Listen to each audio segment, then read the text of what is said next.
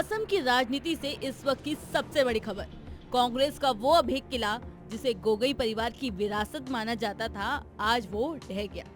Jorhat Lok Sabha seat पर कांग्रेस के दिग्गज नेता और तरुण गोगोई के बेटे गौरव गोगोई को करारी शिकस्त का सामना करना पड़ा है। उन्हें पटकनी दी है बीजेपी के अनुभवी नेता हिरेंद्र नाथ गोस्वामी ने। क्या ये सिर्फ एक हार है या असम में एक बड़े राजनीतिक युग का अंत? आइए समझते हैं। जोरहाट ये एक सिर्फ शहर नहीं, असम की सांस्कृतिक राजधानी है। राजनीति के लिहाज से देखें तो ये सीट गोगोई परिवार के घर ही रही है। गौरव के पिता स्वर्गीय तरुण गोगोई जो 15 सालों तक असम के मुख्यमंत्री रहे, उनकी साख इसी मिट्टी से जुड़ी थी। गौरव गोगोई को दिल्ली की राजनीति में कांग्रेस का उभरता हुआ चेहरा माना जाता है। संसद में उनकी धारदार तरीके अक्सर सुर्खियां बटोरती हैं, लेकिन इस बार दिल्ली के शेर को अपने ही घर में चुनौती मिली। इतिहास गवाह है, जोरहाट ने हमेशा कद्दावर नेताओं को चुना है, लेकिन इस बार जनता का मिजाज बदला हुआ था। अब सवाल ये है कि आखिर ये चमत्कार हुआ कैसे?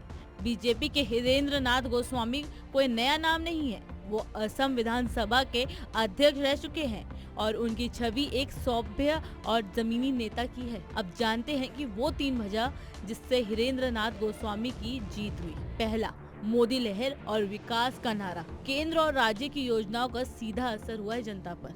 दूसरा, समीकरणों का खेल।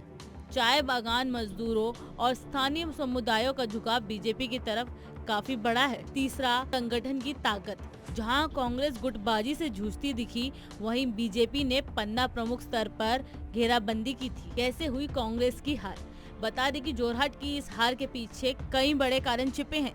जानकारों का मानना है कि गौरव गोगोई ने अपनी पूरी ताकत पार्टी के प्रचार में लगा दी, लेकिन अपने खुद के निर्वाचन क्षेत्र में जमीनी पकड़ ढीली कर दी। दूसरी तरफ हिरेंद्र नाथ गोस्वामी ने लोकल कनेक्ट पर फोकस किया।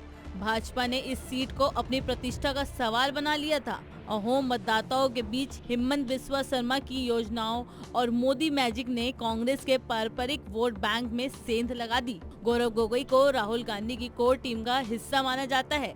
विधानसभा चुनाव में उनकी इस हार ने असम कांग्रेस के भविष्य पर बड़ा सवालिया निशान लगा दिया है। अब पार्टी के पास राज्य में ऐसा कोई चेहरा नहीं बचा है जो सीधे तौर पर भाजपा के विजय रथ को रोक सके। इस नतीजे ने ये भी साफ कर दिया है कि जनता अब सिर्फ विरासत के नाम पर नहीं, बल्कि ठोस राजनीति और काम के आधार पर वोट दे रही है।